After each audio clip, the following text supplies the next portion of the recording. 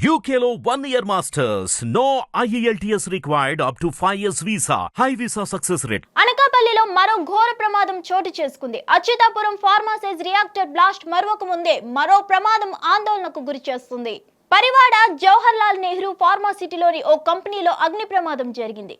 ఈ ఘటనలో 4 కార్మికులు తీవ్రంగా గాయపడగా క్షతగాత్రులని ఆసుపత్రికి తరలించారు.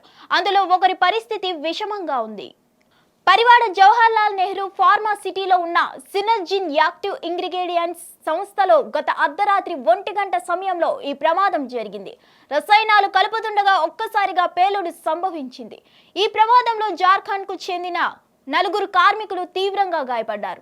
అయితే ప్రమాదం జరిగిన వెంటనే విషయం బయటకు రాకుండా యాజమాన్యం జాగ్రత్త పడి హుటాహుటిన 4 కార్మికులను ఆసుపత్రికి తరలించింది. ఇక ఈ ఘటనపై ఉదయం జిల్లా కలెక్టర్తో సీఎం చంద్రబాబు ఆరా తీశారు. క్షతగాత్రులకు మెరుగైన వైద్యం అందేలా చూడాలని ఆదేశించారు. హోంమంత్రి ఇతర అధికారులు వెంటనే ఘటనా స్థలానికి వెళ్లాలని సీఎం ఆదేశించారు.